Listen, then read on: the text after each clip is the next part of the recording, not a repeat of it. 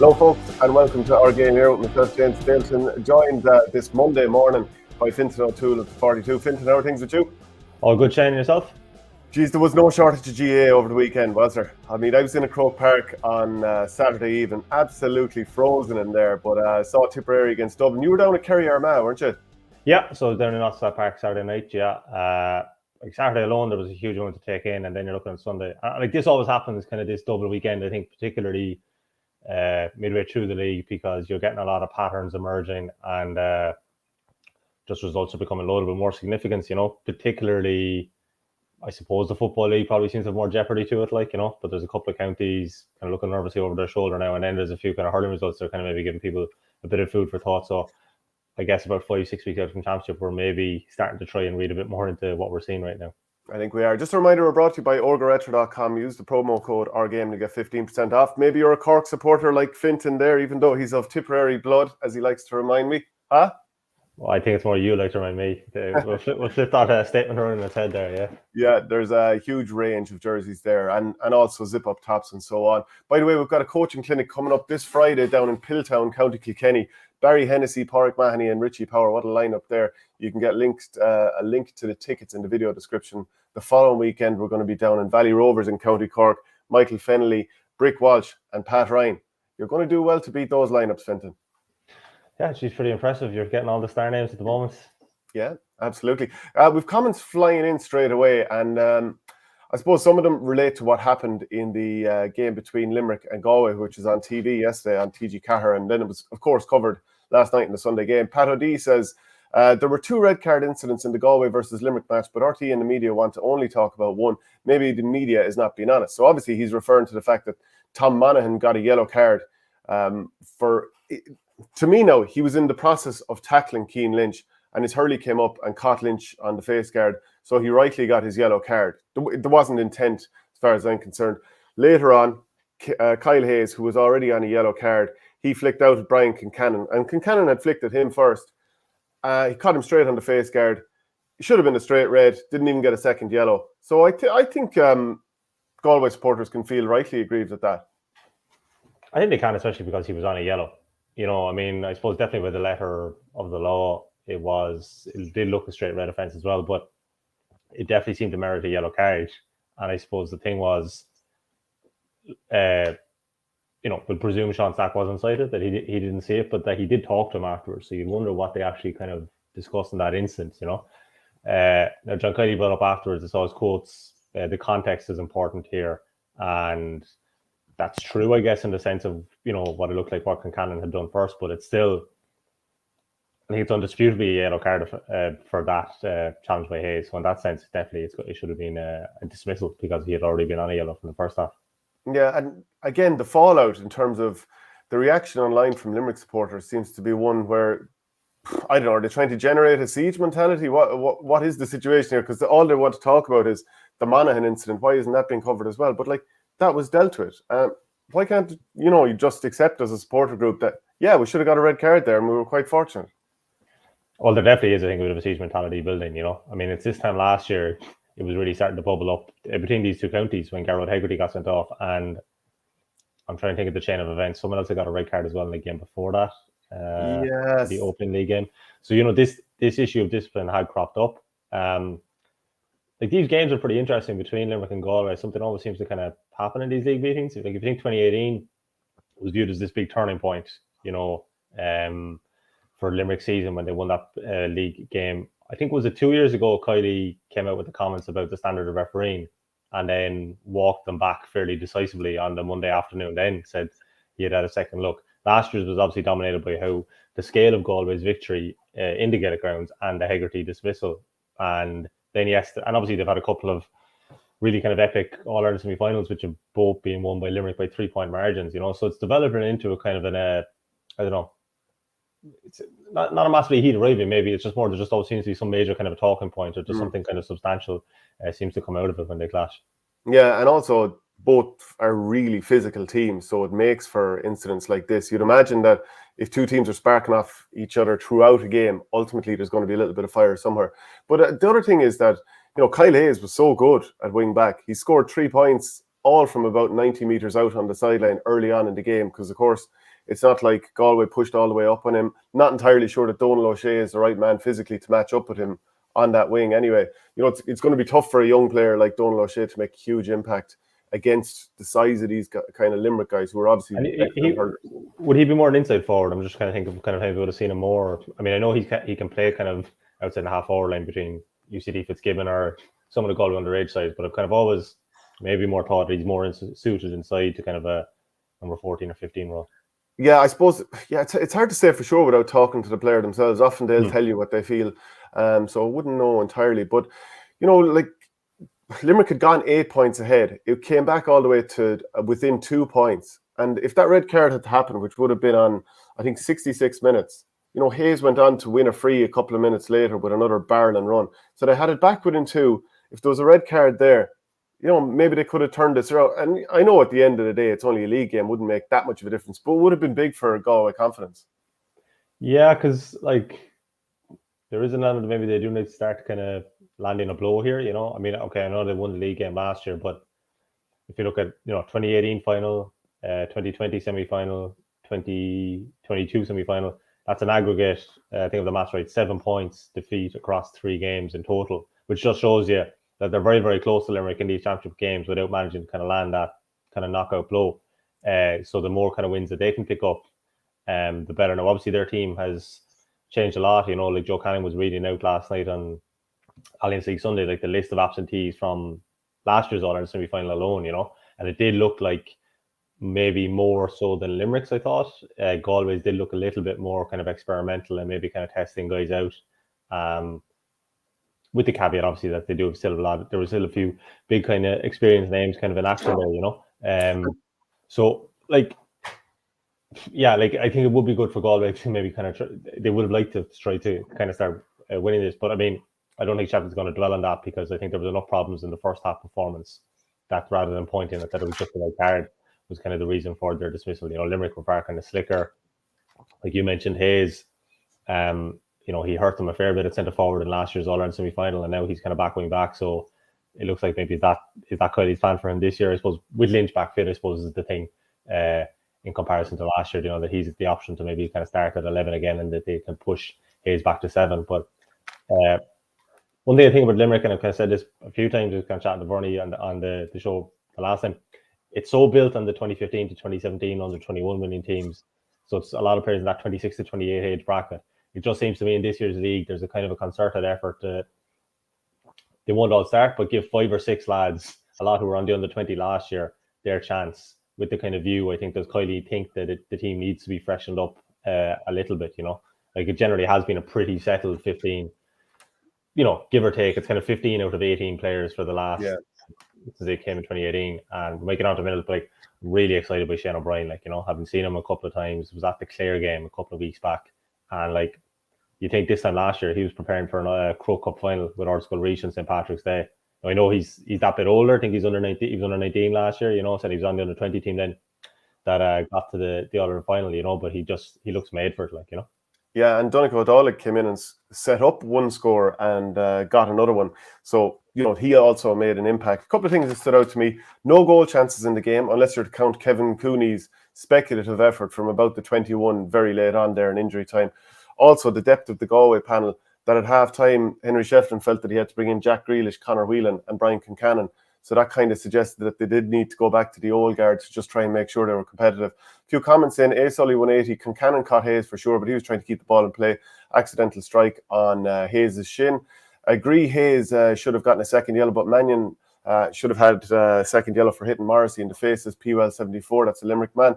Adrian McGrath, yellow for Concannon, red for Hayes. Ludicrous to say anything else. The linesman not looking at the incident showed serious lack of experience on his part. The linesman looking away while signalling saved Hayes, says A. Sully 180. Should have kept his eyes on the two lads and signalling at the same time. So Carlo Halloran, I should say. I'm a Galway man. Hayes should have seen the line. I think Limerick would have won anyway, but it was at least a yellow. So loads of people giving their thoughts on that game, and keep the comments coming in. Delighted to get them in from you. John Kiley called it a solid performance. And I think outside of that purple patch that Galway had midway through the second half where they scored, I think it was 7 points in a row, it probably was Limerick lording it in an awful lot of ways. And makes you wonder that when we come down to the summer and they've got a full strength team, and obviously Galway will have a more full strength team as well. Like, do you think, I haven't spoken to you about this recently, do you think that the gap is closing on Limerick, or do you think that they'll pull away again in the summer? Well, I did think the gap closed last year, I mean, compared to, you think of the way they won the 2021 championship, annihilated Cork in the final, won the semi-final against Waterford pretty convincingly. I was at a lot of their matches last summer, and there was a lot of times you still probably backed them to win, but with 5-10 minutes to go, do you feel this? But a lot of games you're like, this is up for grabs, like Clare in the Munster final, Galway in the semi, Kilkenny. It felt like they got a series of concerted tests, which probably elevates them all the more, their kind of greatness as champions. But I suppose the one thing, two things this year have stood out to me. They have that wobble that they had maybe last year in the league seems to have gone. Kylie was pretty interesting. I thought he made a good point about the whole kind of scheduling after the game yesterday. The teams are further on, teams have more work done because the 2021 club season went right up until like county finals in November, December. It went on later. So then that affected teams' 2022 preparations, whereas last year was the first time that everything was done early.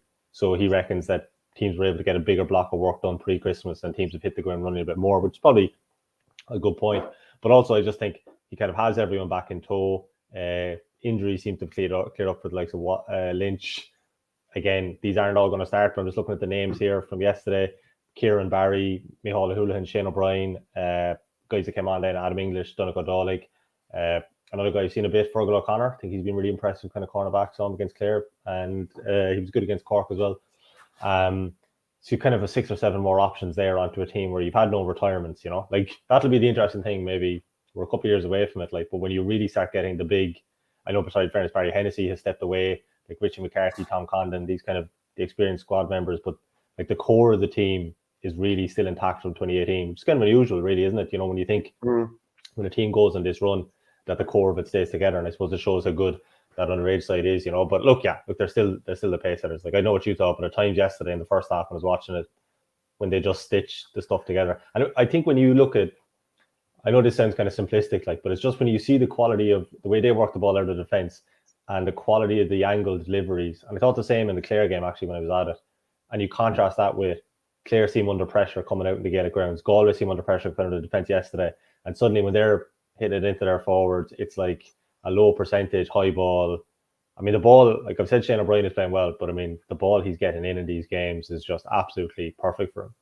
Yeah, and that's something that other teams are going to mimic. So, like, I don't know if you've noticed it, but there seems to be an awful lot of players who are getting head hits in matches or going off for blood injuries or whatever. But I think it's because so many teams are filling the middle of the pitch, plus there's such an emphasis on break the tackle, beat your man, and then, create a 2-on-1 and drive forward. I think we're just going to get more and more of that as time goes by. I should just mention the people who did the scoring for Limerick. Kyle Hayes got 3. Tom Morrissey got 8 points, including 3 frees. He was excellent. Cian Lynch with 3. Micheál Houlihan with 4 points. And Shane O'Brien with 1. Peter Casey with a couple, so he's hit the ground running. Conor Cooney got 12 for Galway, including 9 frees. Kevin Cooney 2. A couple other lads got a point, but not enough players really making that impact for them. Tom Monaghan, though, I think is one player that's really stepping up this year. He scored 3 points in this game, and he also assisted for 5 other scoring chances. And he was fouled a number of times. He was a player who was carrying the ball into contact and was getting battered at times. But he does seem to always find his way onto the ball. So I think he's a player that, Shefflin obviously really trusts based on last season and this. So he's kind of stepped up an awful lot. And the fact that he's maintained that form is the interesting thing. Some guys can have that kind of he's been around for a while, and then I think he went off the panel, I think he was on the panel around 2018. I could be wrong now. And then I think he went off for a couple of years, and Crowell had a good kind of a club championship season. He got brought back in. Like if you remember last year's All-Ireland semi-final, he was brilliant in it. I think he got 4 points in play. I think I have to double check that, but I think he got something like that. But it's the fact that he's maintained that, and that's no easy thing to do, to be kind of finding those pockets of space against Limerick. Cooney is the other one that I do think in the couple of games I've seen seems to be showing up well. Kevin Cooney, wondering will he be kind of another kind of a target man for them inside, because I think they are, Whelan aside, there's a lot of players I know. Would you rate them to kind of at a similar level? It's like who can really kind of step up to be that, kind of a simple metric. Like if there's a lot of 7 out of 10s, who's the kind of guy that's going to be the 8 or 9 that's really going to kind of push you over the line? Yeah, I'm looking for Brian Kincannon to be that player. I mean, a Mm. couple of years ago, to me, he was an all-star, but hasn't quite had the same form. Injuries being part of the problem as well. Michael Sweeney on Twitter has a fairly sneery old comment relating to that Kyle Hayes incident. Should have been a free into Limerick. 26 for Galway threw his head viciously at Kyle's hurley and could have broken his wrist. So yeah, that's what we're reduced to now. Just Clare had a thumping win over Wexford. Later on, I'll play Michael Burney's match report on it. But 6-25 to Clare, Wexford 1-18, and this is in Wexford Park. I mean, that's a mother and father of beatings there. Aidan McCarthy's his run so far this year, brilliant. He added another 110. David Reedy 2-1. Tony Kelly's back in harness, 1-2 for him. Peter Duggan 1-1, and Mark Rogers, he also scored a goal.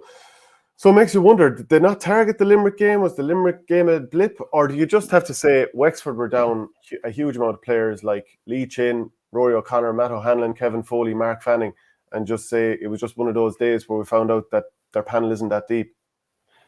This was probably the scoreline that I definitely did a double take and maybe a triple take after yesterday. You know, I mean, I couldn't quite believe it. I suppose I've been at the game in the Gaelic grounds, and I know you were probably watching on TV. I mean, like Clare were awful for about 50 minutes of that game.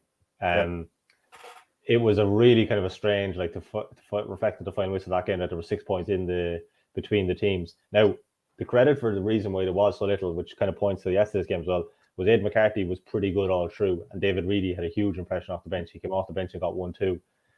And McCarthy's free taking was really, really good. And that's going to be pretty interesting, I think, going forward, what way that's going to work as regards the free taking. Is he going to kind of stay in them, you know? I think it was a workplace accident that he hurt his leg really badly in last year, and that kind of affected him. But he definitely is like really, really talented, you know, and like he was getting scores from play. And then Reedy was really, really kind of busy and really, really effective. But like they couldn't get Duggan into the game that night, apart from maybe setting up an early first half goal. And obviously Kelly wasn't togged out. But then yesterday, it just all seems to kind of click. Yeah, look, the Wexford absentees are one thing, but I mean, I think just the win by that, the scale of that win down there, and like we kind of go on about kind of trends and patterns between counties. I mean, like that's one that kind of stands out now. Pretty sure, isn't it, the last 3 championships Clare have beaten Wexford and knocked them out, you know, so that just sows little seeds it out, like, you know. I mean, as much as the hurling is very, very difficult to kind of read into it, I find it easier at the moment to be making more sounder judgments about the football. Now, in a couple of weeks, I think when the football becomes hard up, and maybe we can get into this, like the scheduling, I think we're really going to see the issue with it, that the fact the league and championship are squashed together, and that, look, I think the solution was like pin the preseason competitions and just start the league a bit earlier, and then just create that little bit of a gap between it to move, like, you know. But it's just hard to know really what teams are doing, you know. Like, Simon Morris said a line a few weeks ago, but the football probably applies to hurling.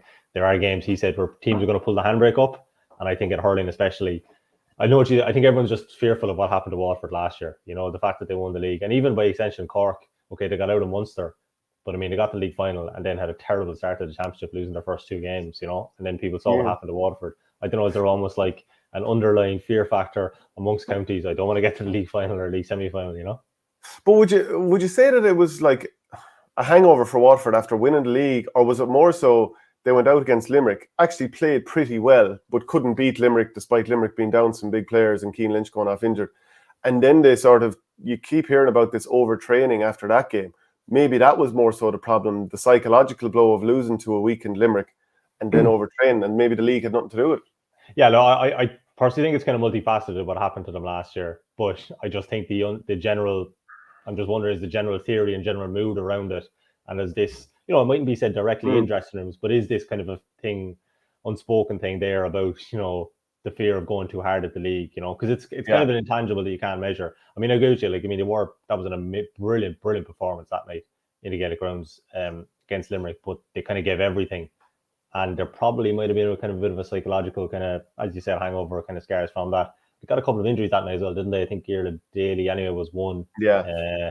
Maybe someone else kind of picked one up. I can't think right now. So yeah, look, I think there was kind of elements of that. Like, but I wonder, is that affecting teams? And that's the beauty of it. Like, there was no perfect way to kind of time this or taper this. And if there was, sure, every county would have been doing it for years, you know. And that's the kind of, I suppose, the great dilemma kind of facing every county. And it's kind of, it just magnified that bit more with the way the schedule is this year, that everyone's eyes are on the 23rd of April.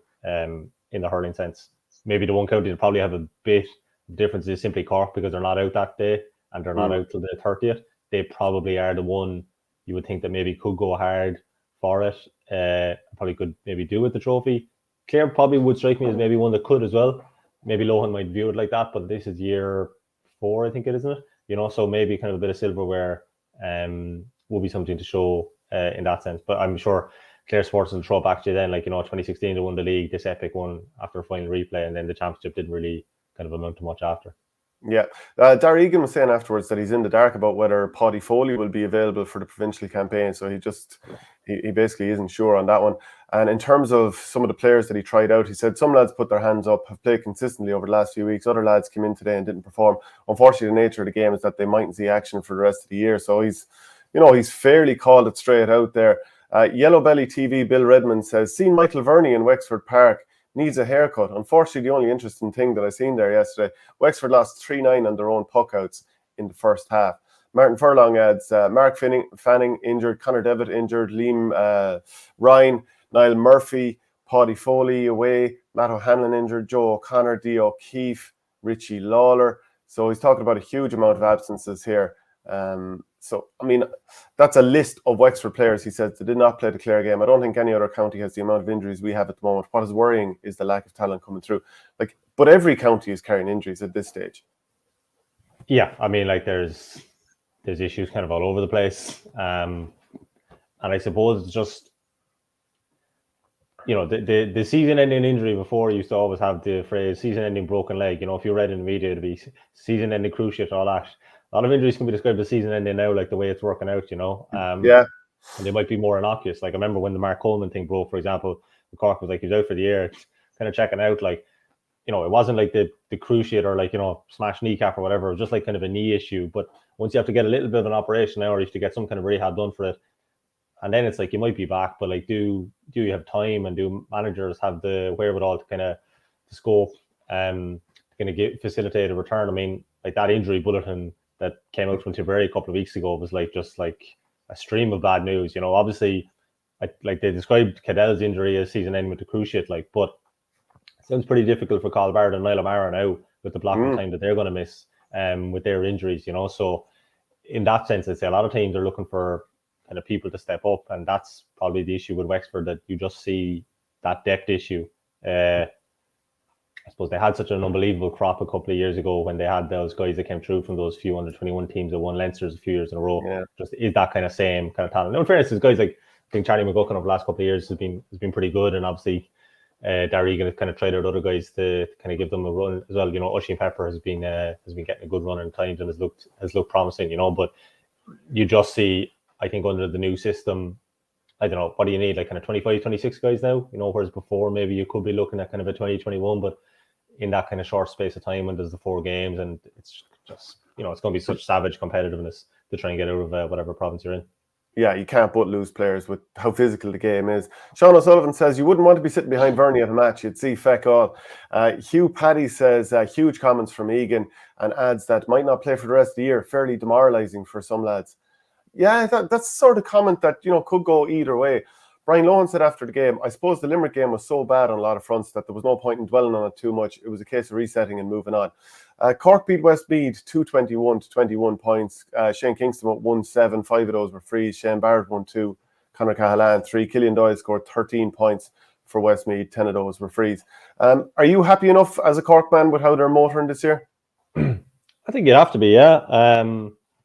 I still probably question marks over kind of certain positions and all that.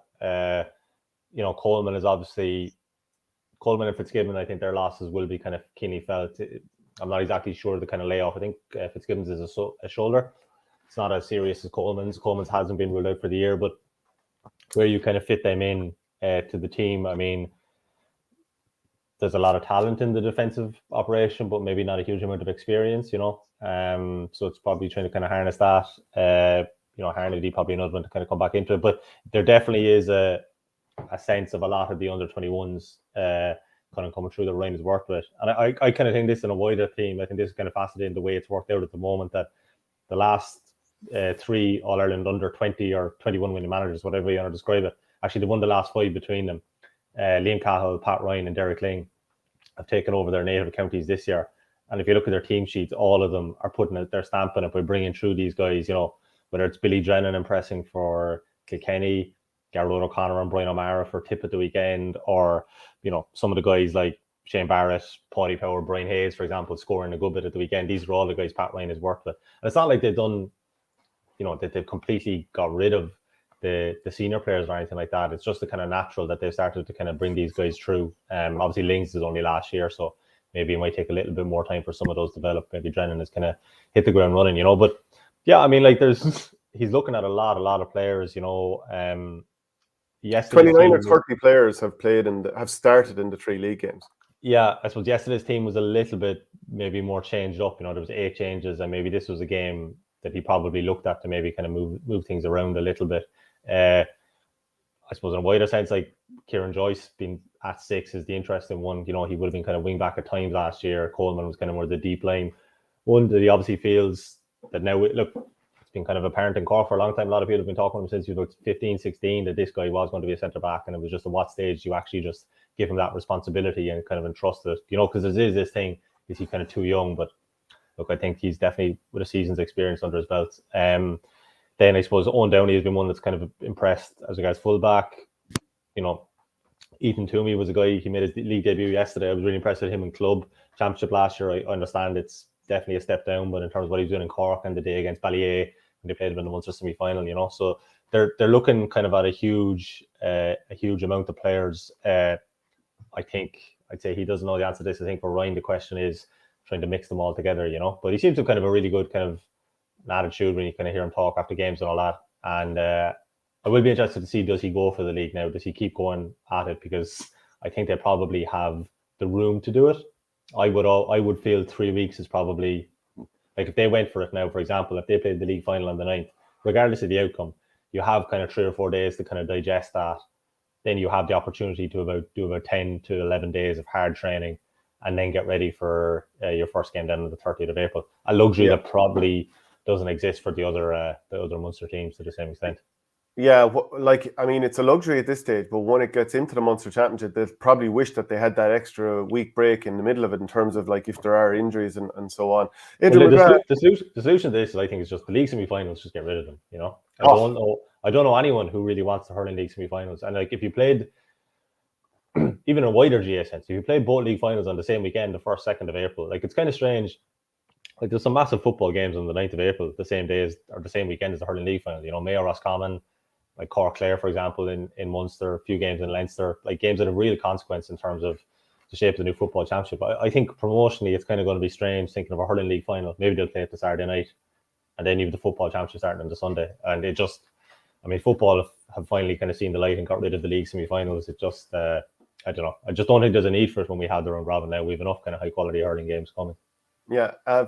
Adrian McGrath has a good question for you here. Could Fintan confidently select 12 of Cork's starting team for the championship after 3 matches of the league? I think that'd be a tough one. Like, will Alan Connolly be back? How quickly will Darragh Fitzgibbon, Robbie O'Flynn be back? Yeah, Robbie O'Flynn actually is the other one. Yeah, he actually think will be a huge loss. I think O'Flynn. I think his form last year was really, really good. And I thought the way he was showing in that first game against Limerick, and the way they were playing him as a corner forward, but kind of with license to start his runs from deeper. And he just possesses pace at a level that it's just a commodity that's very, very difficult for teams to stop, when he kind of gets going, and he's really, really kind of strong, really well built. I think Connolly's going to miss all of the league. I think O'Flynn is as well. Like you talked about, we talked about the Tipp players earlier. I would say that quartet of Coleman, Fitzgibbon, Connolly and O'Flynn, whether they'd all start, whether Connolly starts, I'm not totally sure anyway, but it's going to be kind of difficult for them, and maybe the extra week will help Cork there. The fact that they're not out of the championship till the 30th of April. But I think it's quite difficult to suggest at this stage. Rob Downey's another one that has been injured over the last while. But they brought through so many of those guys that won the under-20 and under-21. Like the Downey Joyce thing, I suppose, is just kind of interesting as the 3-6, the younger Downey, Owen Downey, and whether that's the kind of look going forward. But like Darragh O'Leary played wing back, for example, the other night. He played full back. Do you remember, was it the league semi-final last year against Kilkenny? He also played there against Limerick in the league before that. Yeah, so is he going to come back? Like he would have played wing back for the under-21s whether fullback is one that they're going to look at. I think they have a lot to kind of figure out that way. Maybe, obviously, look, they know a lot more than us and they're looking at players' forms, but it would seem to me that there's a big kind of a dilemma there now trying to figure a lot of that out. Yeah, I was at Croke Park on Saturday night, so I might let you ask me the questions about Dublin Tipperary, but it finished up Dublin 24 points, Tipperary 223. Jason Ford, he did plenty of the damage there, scoring 110.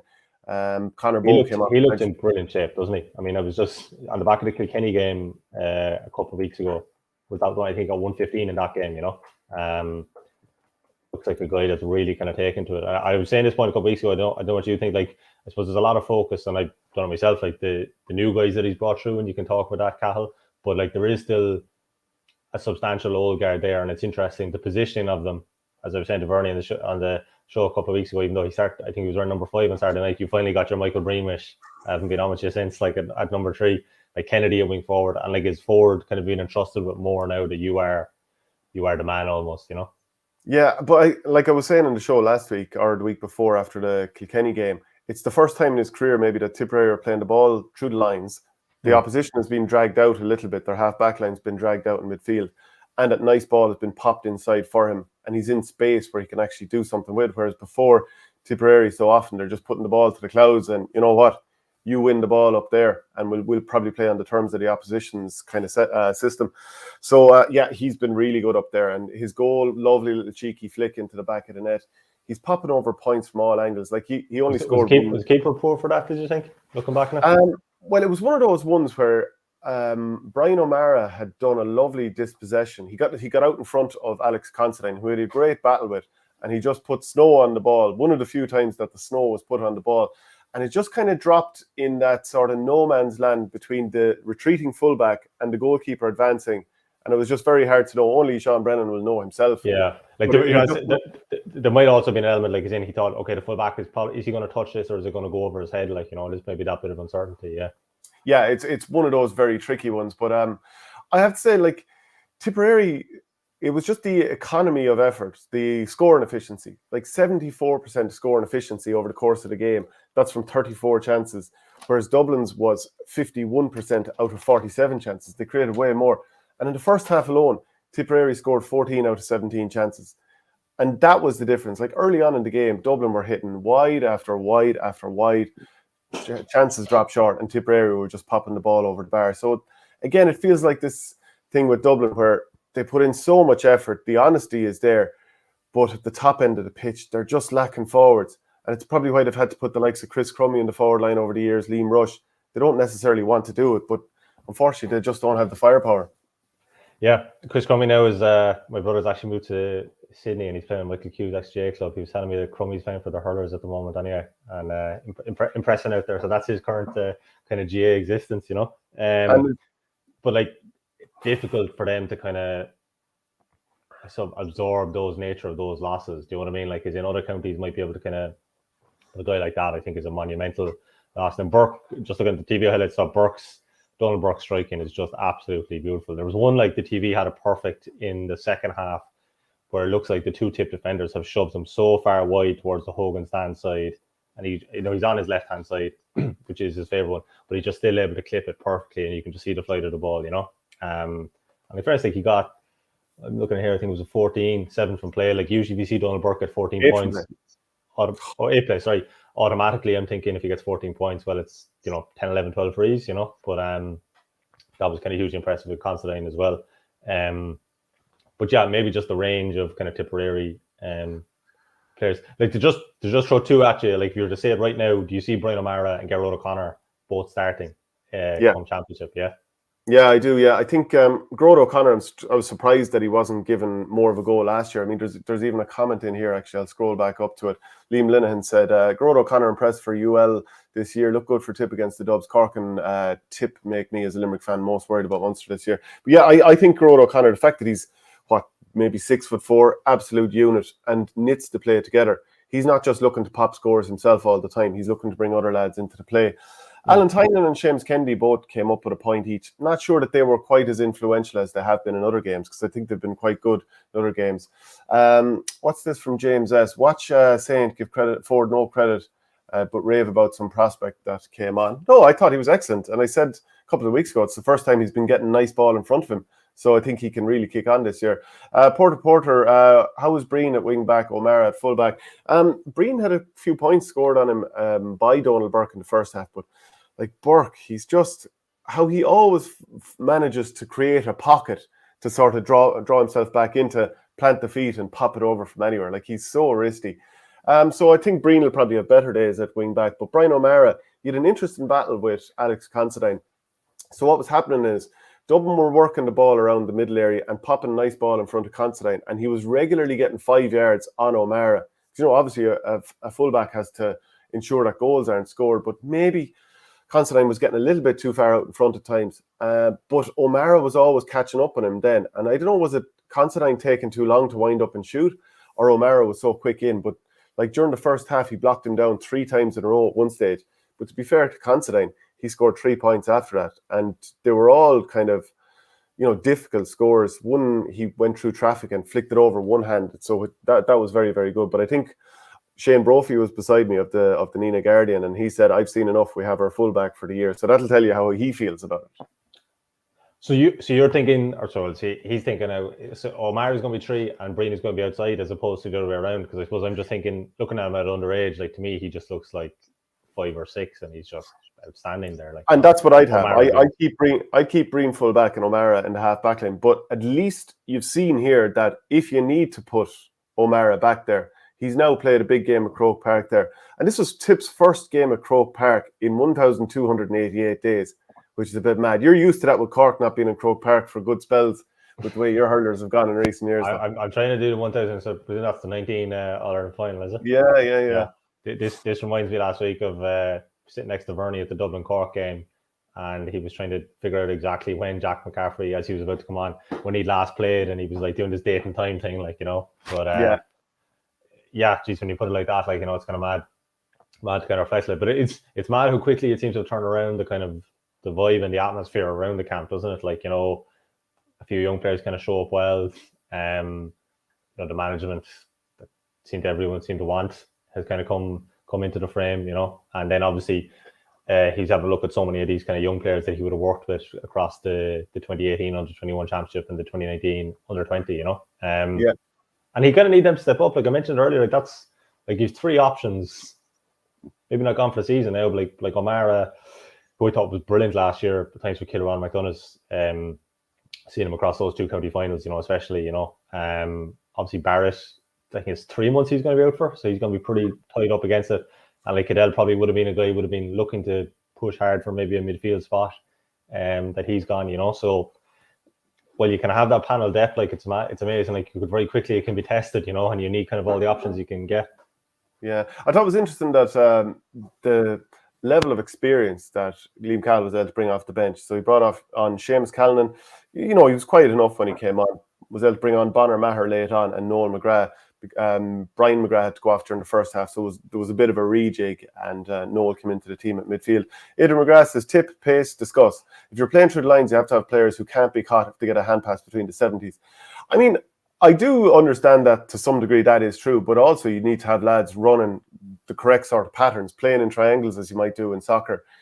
Because if you move a player a defence one way, and then have another player coming at pace the other way, even if they're not absolutely lightning Robbie O'Flynn fast, I still think you can break through the lines. Also, you need power. Look at Tipperary against Kilkenny a few weeks ago. The amount of players that were running through the lines: Dan McCormick, Alan Tynan, Jake Morris, so on and so forth. By the way, Mark Keogh had another.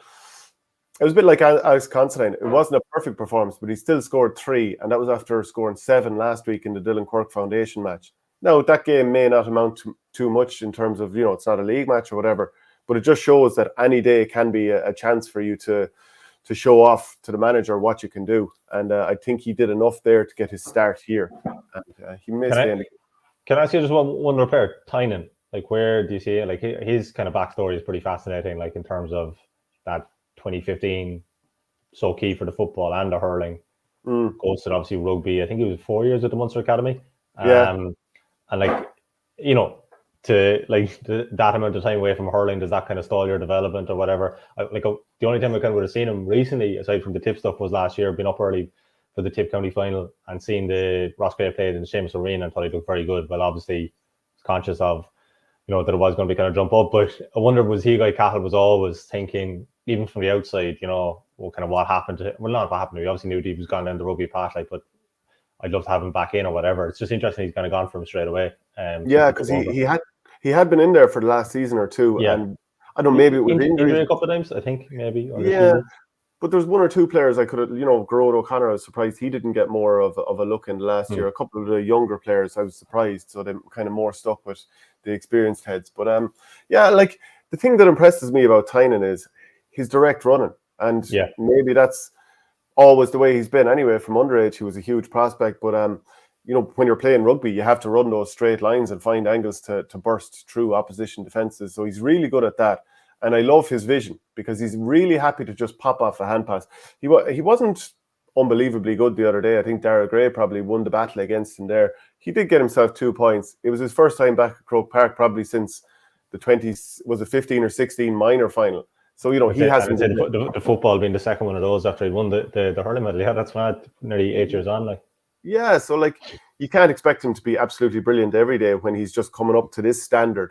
Especially, he played a winter playing intermediate club hurling, and then to jump into senior inter-county. I think he's done very well.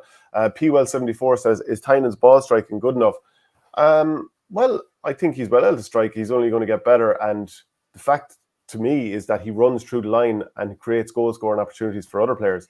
That would be the part that I'd be very pleased about. But the striking will probably only come on. For Dublin, they need Keane O'Sullivan and Ronan Hayes back as soon as possible, because they need more players to sort of step up and help out Donald Burke. Danny Sutcliffe, he only came back against Antrim as a substitute last week, looked a little bit off, looked very off in this game as well, but it could be a case that it's just going to take him a few weeks to get up to scratch.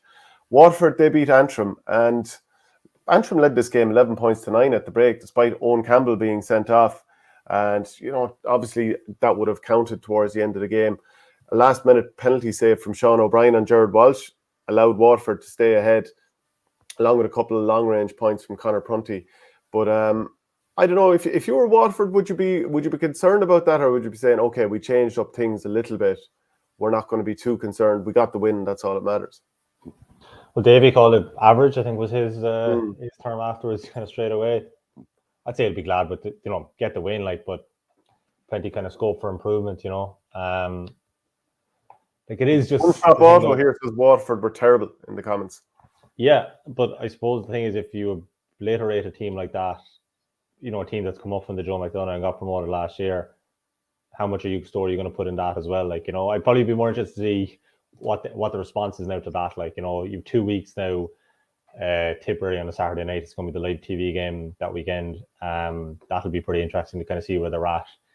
In the same way that, Wexford obviously didn't get the result yesterday, annihilated, trashed by Clare, and they were away to Cork that weekend, So I guess it's kind of the reaction to it, and Clare being the perfect template, if you were disappointed with their performance, how they kind of responded after it, I suppose I'm just going to be kind of interested to see who of these kind of newer players kind of start getting a run, I'm pretty interested in seeing both Fitzgeralds. It reminds me of the thing a couple of years ago, the Cork footballers having 2 Tom Clancy's in defence, the Waterford having Padraig Fitzgerald and Patrick Fitzgerald.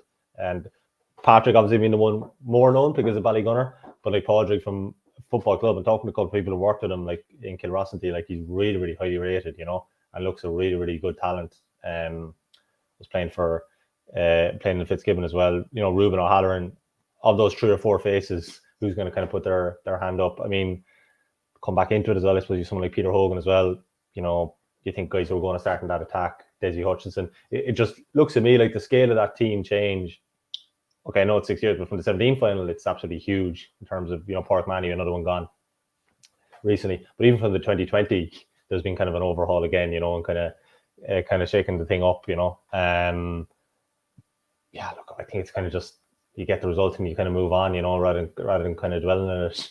I'm not sure how much the far field is kind of suiting them, or it's pretty kind of well documented at this stage, obviously. But the difficulties they're having over the last couple of years, with the kind of stadium issues and all that, But the big thing for them, I think, is more than any other team, is to just try and get out of the top 3, because they're just for whatever reason, and I'm sure it's probably a head scratcher for them, like the way how the system on the round robin years has worked for them and how poor their record has been across, I guess, 18, 19, and 22. I think of the 3 years of the actual round robin format, as opposed to knockout the COVID years.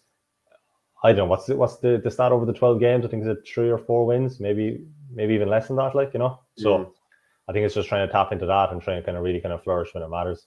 Who do you think are the 3 teams that are going to get out of Munster? I kind of change, like, it's Limerick +2, but it kind of change it kind of every day. Do you know that kind of way? Like, if you asked me, Don't be so windy. If you asked me a couple of weeks ago, I would have said Cork and Tipp, but you know, then you see kind of Clare kind of putting it together at the weekend. Kind of see Waterford. Like, it's with very little conviction. You're kind of putting that out at the moment. And you see, like, some teams could. I don't think it'll happen in Limerick, but some teams' form could nosedive that you're not expecting. You know, like Cork have a terrible year. Started last year, very lucky to get out of it in the end. Tipp, I wouldn't have seen it coming that they would have. Their fortunes would have slumped to that extent, and obviously Waterford.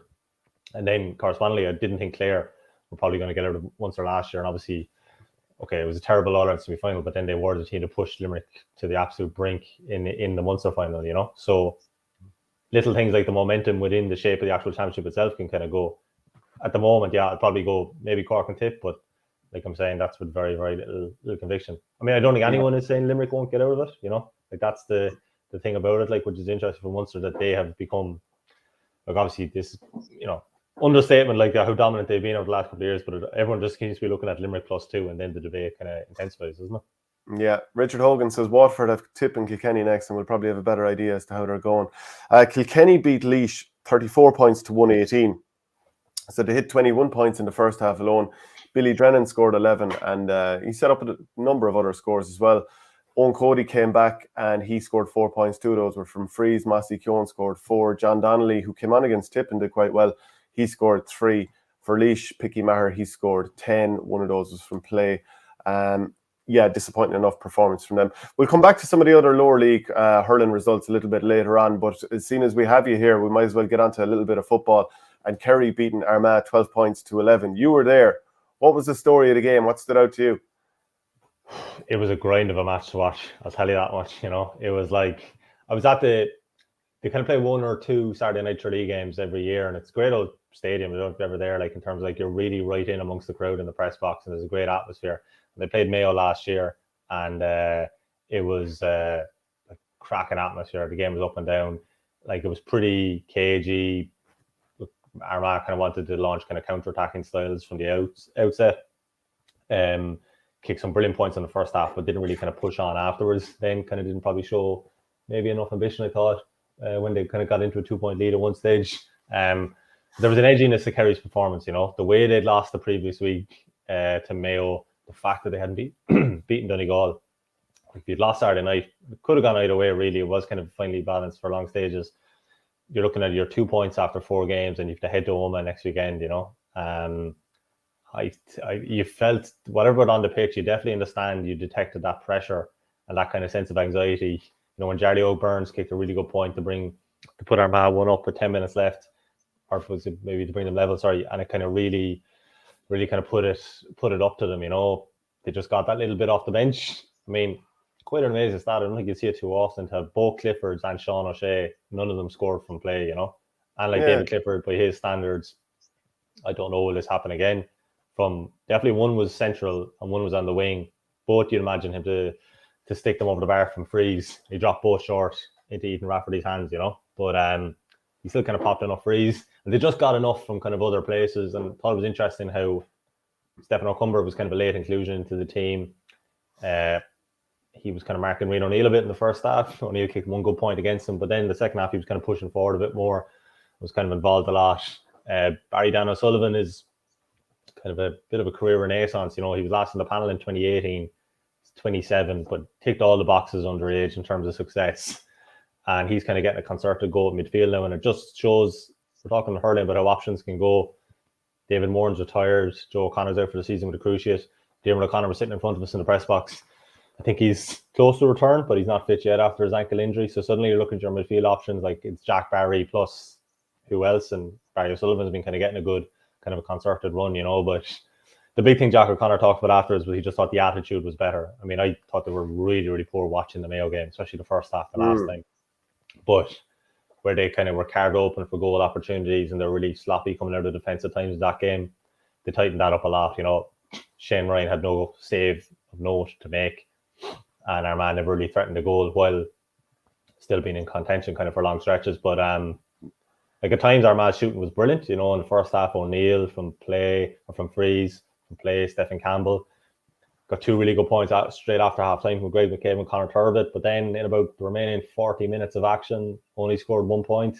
It was mad. Did you see at the very end they were up by 2, Kerry, and the amount of kids that had come onto the pitch already getting ready for Clifford, and some of them came on before the game started.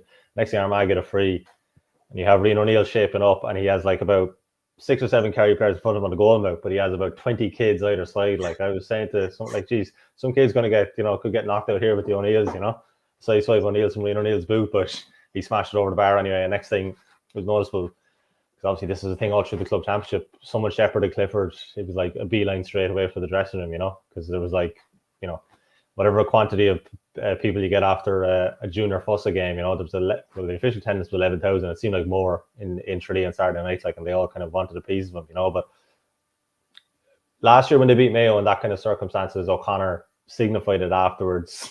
He said that was a key night. That was where we dug in and got the result. And he said this after the All Ireland, but he talked about it at the time as well that it was a big win for them. Kind of invited him to draw that comparison again. Do you think this will be a big one? And he was like, look. He kind of downplaying it because it's at the time of year, that it's early in the year and all that, But I think you could see how satisfied and kind of how happy he was, that the players that he had got a response and that they got something out of it. Yeah, what do you think of bringing back David Clifford and Paddy Clifford so early, considering the amount of football they've played in the last year? And also, just on the back of that, Adrian McGrath, you have to discuss the ref buying the worst dive I've ever seen from Clifford. Bringing them back, I think, is a reflection of the kind of urgency of the situation. It kind of really did kind of smack of what were they down? I think they were 2-8 to 3 points down. That's 11 points down last week. So Paddy Clifford had started the game. Then they bring on David Clifford and Sean O'Shea. I think it's reflective of that they are the 3 locks in attack, and trying to name the other 3 forwards that are going to start for Kerry is a bit of a challenge. There's a lot of options there. Obviously, Paul Gainey's probably the one that's out at the moment, Killian Spann, but there's other players that got a game over the last couple of weeks, and Darragh Roach has been getting a run, and Donald O'Sullivan, a couple of new guys, but they are the three locks, and I think so much of the game plan kind of depends on them. And I suppose as well, maybe you just can't hang around as much as you could have before, given the new schedule. If a team goes to January, you can give them a bit of a break. But I mean, for example, he brought Paul Murphy straight back into it, and his rationale was look, Paul had the month of December off. He had his honeymoon. He was in New Zealand. He's had his break, and now he's at the club championship, and he looks really hungry for it. And he kind of lost his place last year through injury during the league, and then when he came back in, and he talked this a couple of weeks ago, he said he couldn't get back in. Basically, Brina Bioglica kind of locked down that wing back position, and our Gavin White. Now it mightn't work out this way, but White and Bioglica are both injured now, and Murphy's making a real kind of stake for that number 7 position and that kind of starting spot. But to kind of go back to your question, I just think it's kind of reflective of Kerry need points. Kerry needed something to kind of get their season going, and it's a bit of maybe a question about depth, but they are the 3, Clifford's case 10 out of 10, the other 2 maybe 9 out of 10 forwards that they have, and they are the 3 that they need to kind of ignite something. So was there a dive? So presumably this is kind of a Aidan Falker thing. I didn't see it now, but there was kind of a big the last 5 or 10 minutes, I was saying, that kind of edginess that crept in amongst the crowd. There was kind of a solid start to the game from the Kerry home support point of view. They're up 3 points to 1, but then there was kind of flashpoints emerging all over the pitch towards the end of the first half. The Armagh crowd getting involved, the Kerry support getting involved. Clifford was fairly insensitive. The linesman put that issue with him and Forker got yellow cards. I think it was magnified as well, but there was a yellow card just before that fairly incensed the home support. Ethan Rafferty was coming forward. He's brilliant to watch in full flight, when you see him in a situation like that. But I thought Jack Barry had dispossessed him by touching the ball first. The ref judged that he had they connected with the body first, and he actually gave me yellow for it. And then Rian O'Neill sucked the free over the bar, the whole thing died down a fair bit in the second half. There was no real kind of issue like that. Like, but there was kind of 10 minutes before half time where you thought it was really kind of maybe going to kick off. But probably should mention the way Armagh tackled him. Barry McCambridge was absolutely brilliant on Clifford. Like, he just didn't buy. You know that Clifford makes like about 3 different runs in different directions before he then swivels and makes that yard of space. Like, he just wasn't buying any of them. Now, he had Aaron McKay kind of in close company as well, so it was kind of a double team thing. But as much as you could say it was one-on-one at times, like McCambridge was just really, really, really good on him. And it was interesting last year, I kind of wouldn't have been aware of his background, but Kieran McKeever was saying, McKeever's a guy we were looking at a lot in club. We all recognise that he is been very, very good in Armagh club football. But he said he was frustrated that he was, but we felt his conditioning wasn't at the level. So he said we put a lot of work into him between last year and in pre-season, and now he's at that level. So that was just interesting, I thought, in terms of where he's going to come from and what he's kind of done to get himself into that position.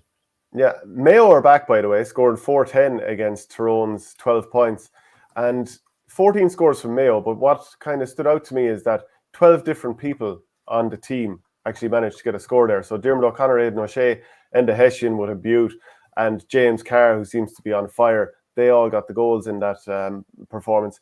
Over 12,000 people at McHale Park again. They're absolutely stone mad for football in Mayo. But Mayo are back and Sam is on the way home. I don't know about the second part of your sentence, or perhaps even saying that they're back, where they ever kind of fully away. But they're motoring very, very well. But how much they're going to go for it from now on is the question. Like, I mean, this game next week now is going to be very, very interesting. Mayo Roscommon. What sort of shadow boxing we're going to have 4 or 5 weeks out from when they meet in the championship. But some of the facets we really need to start with the best thing about this game, and probably the best thing of the whole weekend, is Enda Hessian's goal. I mean, it's just unbelievably good. Like, the comparison I kind of tweeted on Saturday night was James Kavanagh, Kildare Mead in 2010. But even when I looked at it, I think Hessian's is actually better, because he initially, like, Kavanagh's was a long ball in over the top, he gets it, and then he does the brilliant dummy and finish. But like, Hessian does a 1-2 with someone else and makes the dart and makes the break to punch a hole in the defence.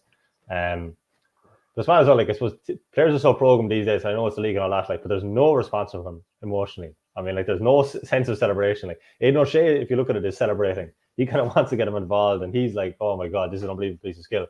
But like, the camera goes to Hessian's face, it's like, just, you know, absolute no expression. And it's just like, obviously thinking, I must get back down the field now and get back in position for the kick out, you know. But what a finish.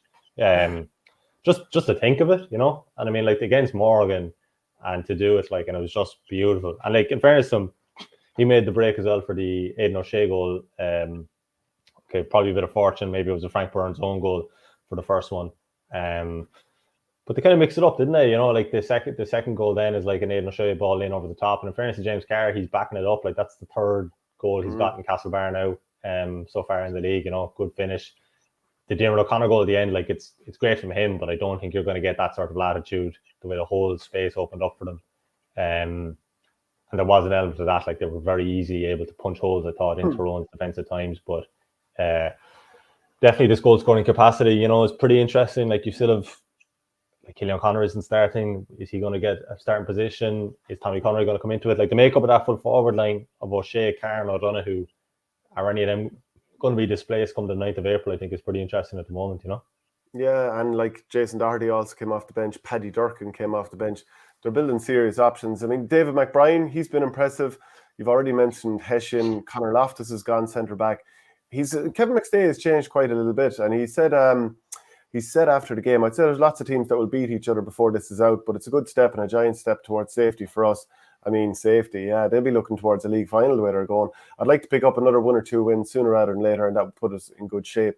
Tyrone then, just 5 points from play, conceded 4 goals here, 3 against Roscommon, 3 defeats from 4. Kerry up next. Jeez, it's not looking particularly good there, is it, for Tyrone? No. And this was probably the year where you were looking for signs of a bounce back immediately, because of the way last year's All-Ireland defence went, which can happen sometimes. But I suppose, like, they were definitely looked in a winning position in the Roscommon game. And to then, having done all the hard work, and then to come around and concede the 3 goals, you know. And here, like, some of the just little things with the defending, you know, like the ball in over like, it's a brilliant pass from O'Shea, but the way they get isolated 1-on-1 and then Carr gets the goal, and then the defending for the last one from O'Connor. And even there was a couple of like, Phil McDonough got a point, I think Carney got another one. the way they kind of ran through kind of seemed at ease really, to kind of clip it over, you know. I think they'll be really, really disappointed the way things are going, and obviously kind of in a little bit of a tricky situation now, especially if it just means next Sunday's game takes on a greater importance again, you know. But just go back to one of the things you were saying about the kind of positioning. It's interesting, you know, a new manager comes in, you see it with Tipp Hurling, you know, decide I'm going to position Michael Breen at 3, Seamus Kennedy at 12. Just a couple of the things he's done. Obviously, Loftus getting in at 6. Jordan Flynn as a wing forward, really, really kind of trusting him and deciding you're going to be kind of our man to kind of go forward. And obviously, got 4 points a couple of weeks ago. Just a new manager coming in can look at players that have already been there, but just kind of take an overall view of them, you know, and maybe kind of decide to kind of tweak things a little bit. And then there's, you know, I suppose there has been so many retirements over the last couple of years. I mean, Keegan is the most high-profile one recently, but over the last few seasons, you know, since the 2020 All-Ireland, there's a huge chunk of that experienced squad gone. So that's why, like, the names like Donnchadh McHugh, left half back, Colm Reap in goal. You mentioned Matt Bryan, Jack Coyne. I wouldn't say Mayo in transition, but there's definitely I think there's a new look to this team now. And I think a lot of these guys, in fairness, probably have had the couple of seasons of training exposure, and maybe it's now after maybe Horan laid the foundations for them, you know, got them used to the county environment and the S&C work and all that, and now they're ready to thrive and kind of make their mark as starters. Yeah, because Adrian McGrath made a good comment here. Football is wide open this year. No outstanding side, just outstanding individuals on some teams. Like if you look at Dublin, we'll talk a little bit about their performance against Clare. Even Galway, they drew 1-9 apiece with Donegal, and you know how often there was pictures shown of Paddy McBrearty on the sideline. Just kind of shows you that a lot of the talk is about what Donegal are missing, Michael Murphy being retired as well, rather than what they have on the field. And you know, Oisín Gallen scored 1-2, including a penalty, which was good from his point of view. But it does feel like Donegal aren't going to be a massive challenger this year. And Matthew Tierney on the other side, another goal for him. He's looking like he's in really good form. So any thoughts on this particular game? 1-9 apiece. The penalty kind of interested me, like as regards what it was for. You know, do you see this debate? Like, was it a throw ball? You know, the Donegal one, like, or did the kind of Galway player just manage to palm it out? I suppose Gallen is probably good to see him back from a Donegal point of view. Like, they've had enough kind of issues with kind of major players out, but he is probably one of their best kind of young prospects over the last couple of years. I think from Paddy Carr's point of view, grinding out a win over Kerry at home and a draw against Donegal at home is probably good for him in terms of trying to get a foothold in this division. I'd say if they can just avoid relegation, he'll be the main goal now, but it just looks really, really congested there in terms of trying to have a logjam, trying to kind of get things going. Just from the Galway perspective, Kearney definitely looks like a guy that's going to kick on this year. You know, he was really, really good last year between the Sigerson and maybe the early rounds of the championship. Maybe his form tailed a little bit towards the kind of end of the season, like, but he's brilliant to watch in full flight. He's kind of good, rangy kind of player, you know, really good ball carrier, and then obviously can kick one brilliant one over his kind of hooked it over his shoulder off his left yesterday. And then from Galway's point of view, I'd say they'll be glad Rob Finnerty's back kind of in the frame now. I presume Shane Walsh, I think he's back from Australia. I think he'll be kind of back into it soon, you know, because they have a couple of holes obviously to fill with Silk and Malloy gone. Comer's injury kind of unknown.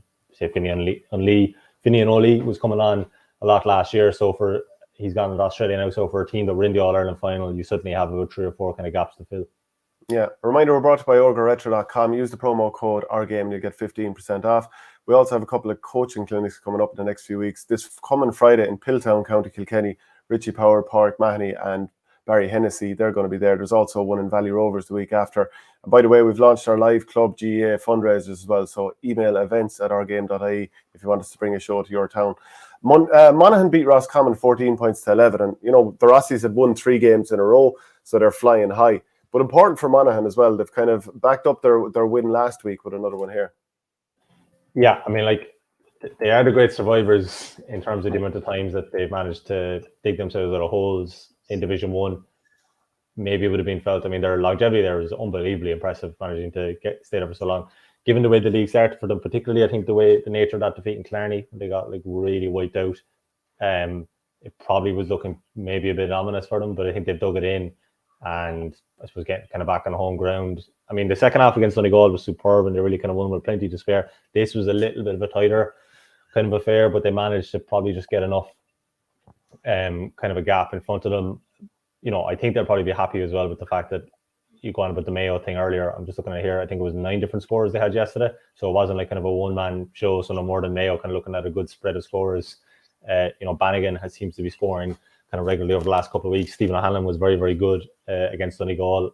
So it's not just, it's kind of cliche, but McManus or McCarran, that it's basically them carrying the whole kind of can and carrying the whole kind of fight, I still think Roscommon have done really, really good. Obviously, with everything they've done so far, and a game like this can't be as much of a blip for them because they've done such good work so far and they have the 3 wins under the belt, and they're home to Donegal next week, a game that would look winnable. So I think they're still going to be in the frame, kind of the league final place, whether they want it or not. I guess the fact that it'll only be 7 days out from them from the Connacht Championship. But yeah, I think from Monaghan's point of view, really, really kind of good in terms of, I suppose, just giving themselves a chance to right back in that conversation as regards staying up now, but it's so congested, isn't it? The way Division 1 has gone now at the moment, it's very, very kind of difficult to nail down any sort of a direct form pattern as regards who's going to get to that league final and who's going to avoid relegation.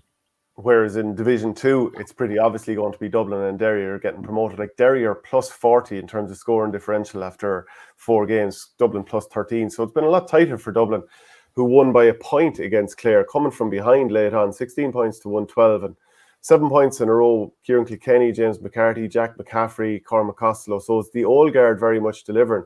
So I just wonder, where are Dublin going this year? We had Ger Brennan on the show there with End of Ireland a few weeks ago, and he reckons that Dublin will win it this year, but not again for a long time. And, this wasn't overly impressive. A week after they just about held on against your Cork below when David O'Hanlon made an unbelievable save from Brian Hurley. Where do you think they're going? They've had to work really hard for their victories, I mean, they beat Kildare by 2, Cork by 2, and Clare by 1. Actually, I don't know, did you stay on for this? But I just heard the radio commentary, but they didn't show it last night in Alliance League Sunday. Clare seemed to have grievance that Ronan Lanigan was fouled at one end in the build-up when it was 12 to 15 points, and the referee didn't give the free, and Dublin went down the lead. I haven't seen the footage, so I don't know, was it a really bad decision, or do you know, but that thing about the old guard, I mean, it happened again against Cork. McCaffrey was brilliant when he came on, and he scored a point. McCarthy got a point. It is those kind of old stagers.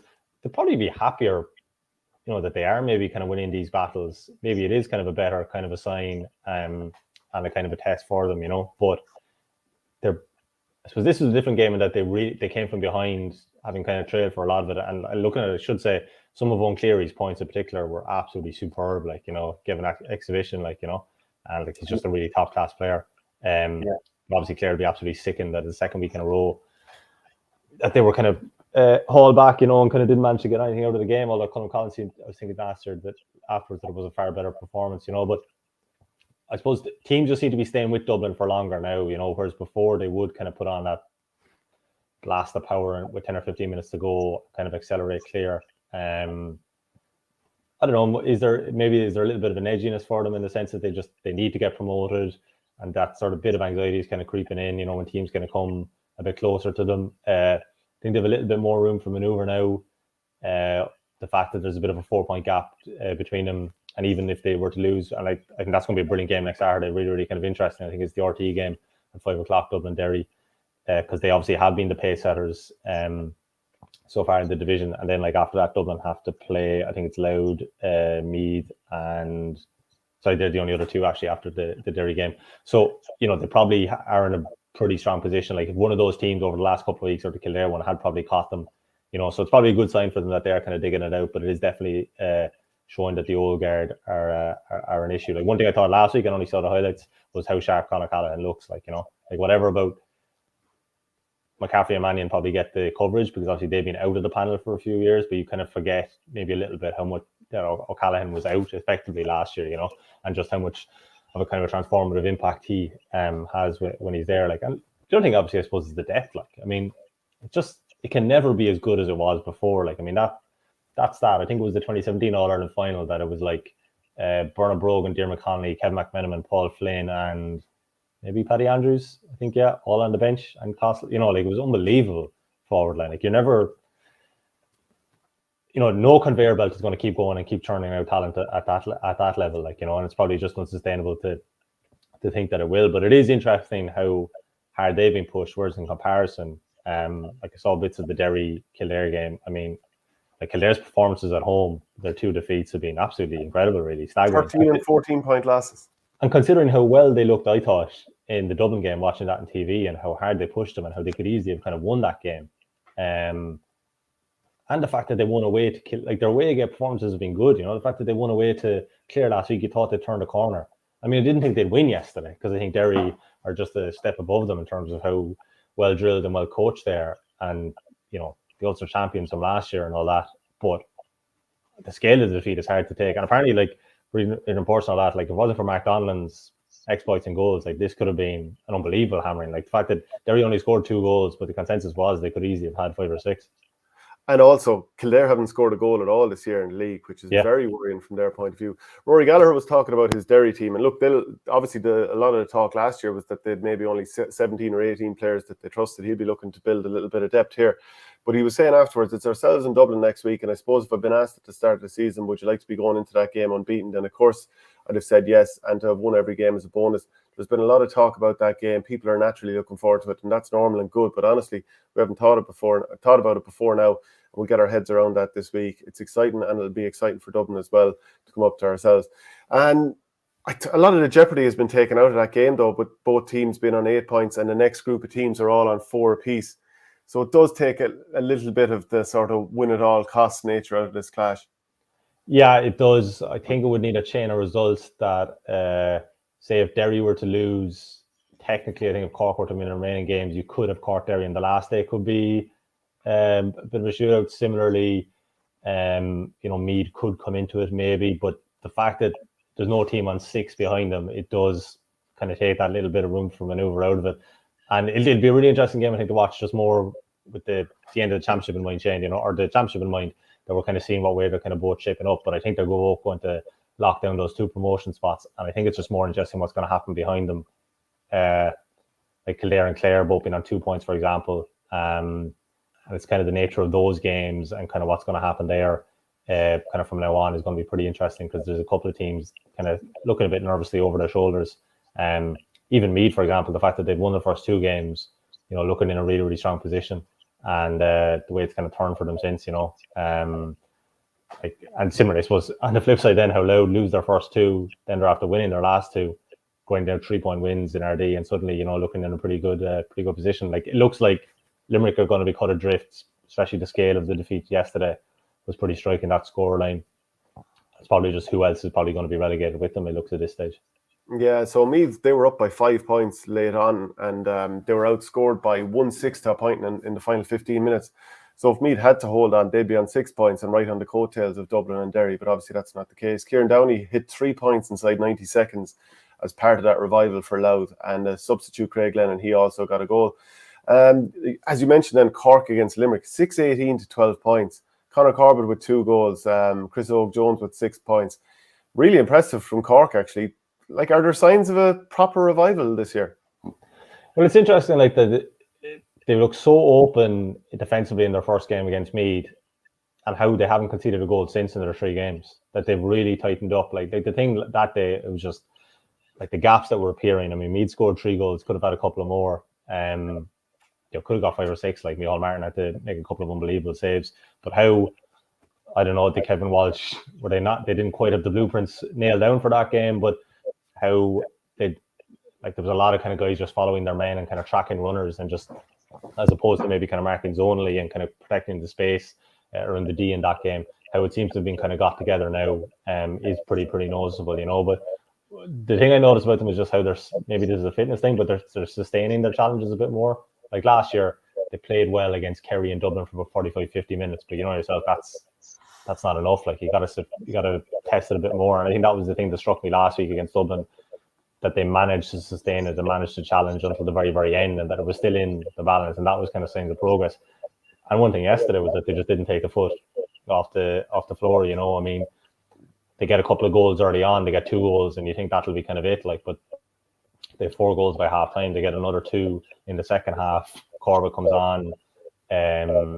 Jones is there. There's just a few more options kind of appearing kind of in attack, whereas last year you felt a lot of the attack basically was Hurley and Sherlock, and if either of them were held, you were in a little bit of bother. Now, pretty disappointed for them. It looks like Colin O'Mahony's hamstring, he's got a bad hamstring injury in the back of the Sigerson Cup final, but Corbin Jones's emergence then kind of helps them a bit. And I think the biggest thing probably they didn't want to end up in was a situation like last year, where it went down to the last 2 games against Offaly and Down to kind of avoid the Tailteann Cup. And now they're still in a pretty difficult, tricky schedule, having to go to Ennis. Themselves and Clare, there's been very little between the last couple of years. Given Louth's form going to RD won't exactly be a favourable trip for Cork, and they struggled against them last year to break them down in the qualifier. But given the way it started against Meath, it looked like they had really kind of almost thrown away a really good winning position. I think if you told John Cleary you're going to turn around now, look, I think he would have targeted beating Limerick, given that they beat them last year in the championship. But if you told him you're going to win in Newbridge, you're going to run Dublin pretty close, I think he'd be pretty happy at the end of February that that's the state of affairs. And the other thing that I think yesterday and the Kildare game could be crucial in the end was their scoring difference. I mean, it's mad, they've 30 plus 31, even though they've lost 2 of their 4 games. It just shows the scale of the wins. Like, obviously yesterday's huge, like winning by 24 points, but even like winning by 13 above in Newbridge was a pretty big thing. So if you look at Kildare minus 27, Meath minus 6, Cork plus 31, it looks like there's going to be about 4 or 5 teams there pretty congested in Division 2, and that's what the interest is going to like. So maybe that could be an important thing at the in the final analysis. Yeah, Fla says Kildare played Derry in both hurling and football yesterday, both games in different venues. Unfair on fans and denying both hurling teams the opportunity to play in front of a big crowd happens a lot. Division 3, Antrim Antrim 3-9, Fermanagh 2-13. So that's 18 points to 19 Fermanagh with the win there. Down made a comeback. That's the second week in a row Fermanagh get an injury time goal to win the game from Sean Quigley. Sorry, I think Saturday's leveled the game and then they got a winning point. Whereas last week he got the last minute goal to win it. So amazing. Like, they're now second after 2 1-point wins. Instead of being maybe down here at the bottom. Yeah, and Down had been 7 points behind Westmeath, and they eventually won that game 110 to 11 points. Cavan, they remain unbeaten in Division 3, 21 points to 14 win over Offaly. Longford and Tipperary drew there, so Oran Kenny, he salvaged a draw for Longford late on, got a point deep in injury time. Division 4, Waterford lost to Wexford 2-12 to 1-6. Mark Rossiter 1-3. And Effie Fitzgerald said afterwards, we really are at a crisis point now in Waterford football. I think the lads are giving everything they have. They train very hard, but you see the levels in terms of the strength and condition of the Wexford lads. Their tackling, their turnover of ball, it's a different level. There's so much work to be done in Waterford football. Even a victory today wasn't going to change that. All I can say about the guys that we have is that they're giving me everything, which kind of suggests that he doesn't have everybody he wants. Sligo beat London 110 to 6 points. Leitrim with Keith Byrne scoring 111 beat Carlow 221 to 13 points. Any thoughts on any of those, or will I just run quickly through the hurling results of the lower tiers? Well, I'd just say how competitive the Division 4 promotion race now looks on the back of kind of maybe Laois losing, that you have 3 teams on 6 and 2 teams on 5 with 3 points left, or 3 rounds left. So I'd say that's going to be a serious dogfight to try and get out of that division. And then the other Division 3, I think Cavan are going to get that spot, the top spot. If I would have expected them to kind of do that anyway. Probably Westmeath, I think, would be disappointed that after winning the Tailteann Cup, the kick, having lost 2 games, and especially the way they kind of lost on Saturday night and having lost the first day at home to Cavan. Still probably will come back into it, but I suppose this will be kind of borne out when we see what way the shape is in on the championship when it comes to the last 16 or the top 16 in the country to get into the Ireland series. But that Division 3 promotion, Division 2 relegation fights, I think, are going to be the biggest areas of interest over the next couple of weeks. Yeah, huge win for Johnny Kelly's Offaly against Kerry, 22 points to 118.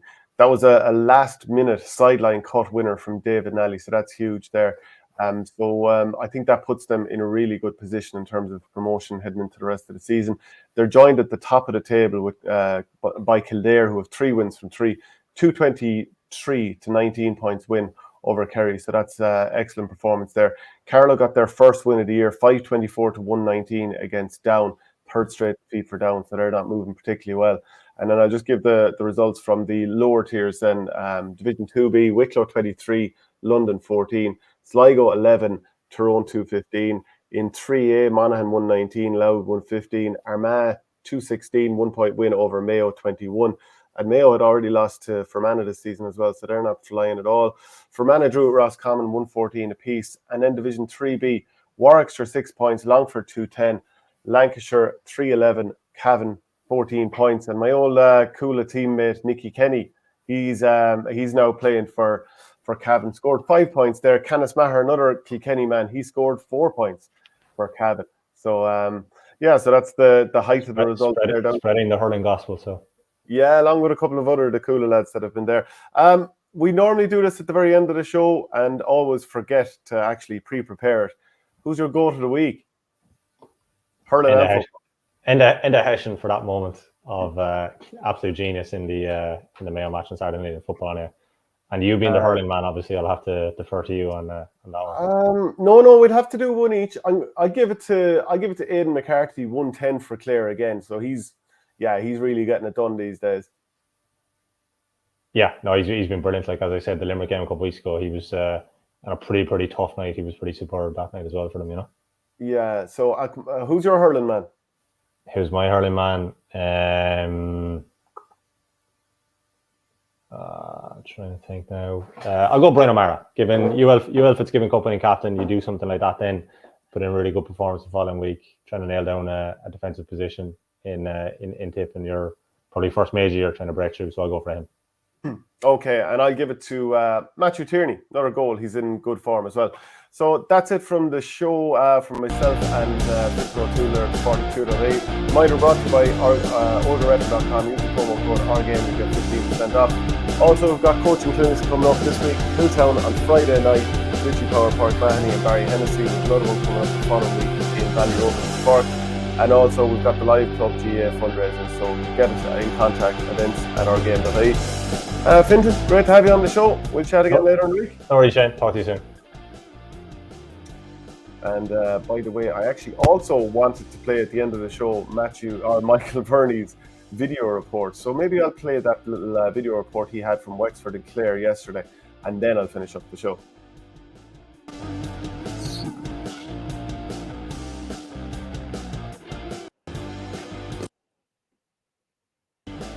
Good afternoon, folks. Michael Verney here, reporter from Chadwick's Rexford Park, where we had a commanding performance from Clare here today. Division 1 Group A clash. It finished Clare 625, the home side Wexford 118. Hard to know where to start here. Two teams on two completely different levels today. Clare obviously looking to bounce back from, what was a bit of a horror show against Limerick a couple of weeks ago. They bounced back in fairly spectacular style. I suppose having Ryan Taylor back, having, former hurler of the year, Tony Kelly back, having John Conlon back was probably a bit of a statement from Brian Lohan even before throw-in. Those three players all performed really well. Peter Duggan showed up really well. David Reedy as well. But I suppose there's two sides to it. Clare were very, very efficient, very, very good in front of the goals as well. A real no-show from Wexford, you'd have to say, conceding 625. Some of the goals, Clare just walked through their defence. Peter Duggan slalomed through twice, got a goal in the first half, laid on a goal for David Reedy in the second half. They were carrying the ball into trouble, taking short puckouts, trying to work little hand passes and different intricate kind of plays in their own defence, walk themselves into loads of different trouble, just fly back through the game here really, really quickly. So started like even enough in the first couple of minutes. Peter Duggan though got that goal in the 3rd minute. Wexford actually bounced back 3 minutes later. Conor McDonald got a great goal, which was laid on, I think, by Carl Dunbar. Volleyed the ball to the net. It was 1-3 apiece after 8 minutes, and then Clare just took over completely. They went 1-6 to 1-3 up, hit the next 3 points. Then David Reedy got a goal in the 15th minute. Tony Kelly came down the right-hand side here into the town end, put across a lovely ball on a plate for Reedy. Reedy finished to the net in emphatic fashion. They were 2-8 to 1-4 up. Ross Banville scored a point in the 13th minute from a free for Wexford, but they had to wait another 11 minutes for their next score, another free from Banville. By that time, it was 3-11 to 1-5. Aidan McCarthy had gotten a goal. Eamon Foodie's long puckouts caused consternation in the Wexford defence. There was a nice little breeze, not going into the town end. There was a nice breeze going into the other end of the pitch. Foodie was launching puckouts down there. They were breaking in around the D. That ball broke in around there. Aidan McCarthy picked up the break and slammed it to the net. That had them well in advance, or well in control. Then in the 28th minute, Tony Kelly got a goal to put them 4-12 to 1-5 up. Damien Reck was actually caught in possession and turned over. Kelly went through. James Lauder got a save on it, but it still ended up in the net. like amazingly, like you couldn't have predicted it beforehand, but at half time Clare were 4-17 to 1-6 up, like 20 points up at the break. The space in the Wexford defence was unbelievable to look at, really. Clare were dropping a lot of players back behind the ball, particularly when they were defending.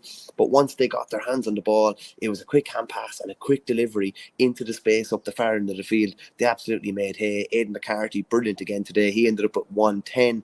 I think it was 6 place balls, 1-4 from play. So as I said, it was 4-17 to 1-6 at half time. Wexford came out, got 7 of the next 10 points, put a bit of respectability on the scoreboard. Carl Dunbar in particular, one of their better players in the second half. It was 4-20 to 113 on the 49 minutes when Conor Hearn put over a point. But Clare kind of just, even though they were running the bench and, you know, bringing some new players in and taking off some of their more experienced players, they put the boot to the floor again. They got their 5th goal in the 64th minute. David Reedy goal, as I said, Duggan soloed through unopposed. Reedy put the ball on a plate for Reedy. He slammed it to the net, and then Mark Rogers, who came on late on in the 69th minute, he got their 6th goal, and they ran out 6-25 to 118 winners. From Brian Lohan's point of view, I'm sure any questions that there were after the Limerick game, or whether there was a hangover from the All-Ireland semi-final last year, were answered in fairly emphatic fashion. He even just was speaking to reporters just after the game and said that it was that bad that you had to write it off as write it off the experience and just go again. And he said there was no coincidence that Conlon and Kelly and Taylor came back for this game. He said that was always the plan, the long-term plan for them. No sign of a Shane O'Donnell return yet. He's probably going to be back coming closer to championship time, as he was last year and as he was a couple of years ago. Seems to take very little to get him right for games. But really emphatic performance from them. From a Wexford point of view, Darragh Egan kind of said as much, that he was kind of left scratching his head a small bit. But Wexford trained this morning. Lee Chin trained fully, Rory O'Connor trained fully, Matt O'Hanlon trained fully, Mark Fanning trained fully as well. Like, they just can't really afford to be without players of those calibre, and they were without them today, and they got seriously humbled, beaten by 22 points on home soil. Hard to know exactly what to read into it. If you take league form on face value, maybe you're kind of reading too much into it. So I'm sure Wexford will be better when it really matters, and Egan has said that they're hoping to get their trajectory right come championship. They might have peaked a bit too early last year, but from a Clare point of view, they showed kind of exactly what they're capable of. And even the physical disparity, would say, between the two sides. Clare, big, physically imposing side. A lot of real bruising players that can really, really hurt you physically. Wexford maybe a more kind of diminutive style of team, but it was all about Clare today. They make the long journey home to the west with the 2 points on the board. They now have 4 points on the board from 3 games. Wexford just have that 2 points on the board from the Westmeath game. We'll be scratching their heads a small bit, but probably of all the teams in the country that can't afford to be without their big guns, and particularly Chin and probably Rory O'Connor up front, I think Darragh Egan's priority is just to have those guys back for championship, and it'll be interesting to see what they do next time out. Clare face, I think Clare have Cork and Galway next, both in Ennis. So it'll be interesting to see whether they're able to push on and secure that league semi-final spot. But Michael Verney reporting from Chadwick Wexford Park here today, where it finished Clare 6-25, the home side Wexford 118.